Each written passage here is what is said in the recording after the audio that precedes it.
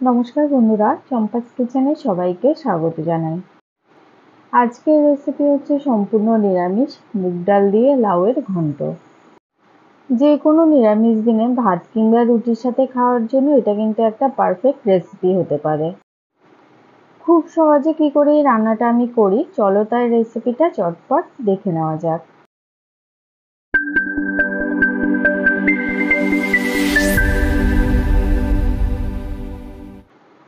প্রথমে গ্যাস জ্বালিয়ে একটা কড়াই গরমে বসাবো। কড়াই গরম হয়ে গেছে, দিয়ে দিচ্ছি খুব সামান্য 1 টেবিল স্পুন সর্ষের তেল। খুব কম তেল মশলাতেই কিন্তু রান্নাটা করতে হবে। দিলাম একটা শুকনো লঙ্কার তেজপাতা, 1/4 টিস্পুন গোটা জিরে, দুটো চেরা কাঁচা লঙ্কা দিচ্ছি, আর দিচ্ছি গ্রেট করা আদা। লো ফ্লেমে যা 4-5 সেকেন্ড নাড়াচাড়া করে ফোড়নের মশলাগুলোকে ভেজে নিয়েছি। একটা ছোট সাইজের কচি লাউকে একদম ঝিরিঝিরি করে কুচিয়ে নিয়েছি, সেগুলো এবারে দিয়ে দিচ্ছি। 1/4 কাপ মুগ ডালকে ভেজে ভালো করে ধুয়ে নিয়েছি, সেই ডালটা দিলাম। এবারে সমস্ত কিছুকে একবার ভালো করে মিশিয়ে নেব। আমাদের চ্যানেল চম্পাস কিচেনের রেসিপিগুলো যদি তোমাদের ভালো লাগে তাহলে অবশ্যই চ্যানেলটাকে সাবস্ক্রাইব করে নেবে এবং পাশে থাকা বেল আইকনটাকে প্রেস করে দেবে। এতে করে যখনই আমি নতুন ভিডিও আপলোড করব সাথে সাথে এর নোটিফিকেশন তোমাদের কাছে পৌঁছে যাবে। কিছুক্ষণ ঢেকে রাখার পরে ঢাকাটা তুলে আবারও একবার সবকিছুকে নাড়াচাড়া করে দিচ্ছি। লাউটা একটুখানি মজে আসছে, এই সময় দিচ্ছি এর মধ্যে 1 টিস্পুন লবণ আর খুব সামান্য 1/4 টিস্পুন হলুদ গুঁড়ো, 1/2 টিস্পুন জিরে গুঁড়ো দিচ্ছি। লাউয়ের খুব সুন্দর একটা নিজস্ব রং এবং গন্ধ রয়েছে, তাই এর মধ্যে খুব বেশি মশলা ইউজ করলে কিন্তু এর সুন্দর ফ্লেভারটা নষ্ট হয়ে যায়। গুঁড়ো মশলা লাউয়ের সাথে ভালো করে মিশিয়ে নিয়েছি। গ্যাসের আঁচ স্লোতে রেখে এবার এটাকে মোটামুটি 10 মিনিটের জন্য ঢেকে দিলাম।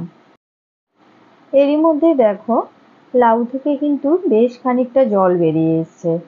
এই জলেই কিন্তু মুগ ডাল এবং লাউ পুরোপুরি সেদ্ধ হয়ে যাবে। এতে আলাদা করে জল দেওয়ার প্রয়োজন নেই। তবে ডাল কিন্তু এখনো সেদ্ধ হয়নি, আরও একটু সময় লাগবে, তাই গ্যাসের আঁচটা লোতে করে আরও 5-6 মিনিটের জন্য ঢেকে দিচ্ছি।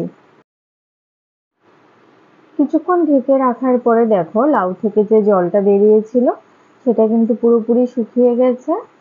একটুখানি এই সময় চেক করে দেখে নেবে ডাল সেদ্ধ হয়েছে কিনা। লাউ আর ডালও খুব সুন্দর সেদ্ধ হয়ে গেছে, তবে একদম গলে যায়নি, গোটা গোটাই রয়েছে। সবার লাস্টে 1 টিস্পুন চিনি দিচ্ছি। সামান্য মিষ্টি দিলে কিন্তু লাউটা খেতে বেশ ভালো লাগবে, তবে কেউ যদি মিষ্টি খেতে অপছন্দ করো সেক্ষেত্রে না দিলেও চলবে। চিনি ভালো করে লাউর সাথে মিশিয়ে নিয়েছি। গ্যাসের আঁচ হাইতে করে আরও 1-2 মিনিটের মতো এটাকে জাল করে নেব। হাতের কাছে ধনেপাতা থাকলে ধনেপাতা কুচোনো কিন্তু এই সময় দিতে পারো।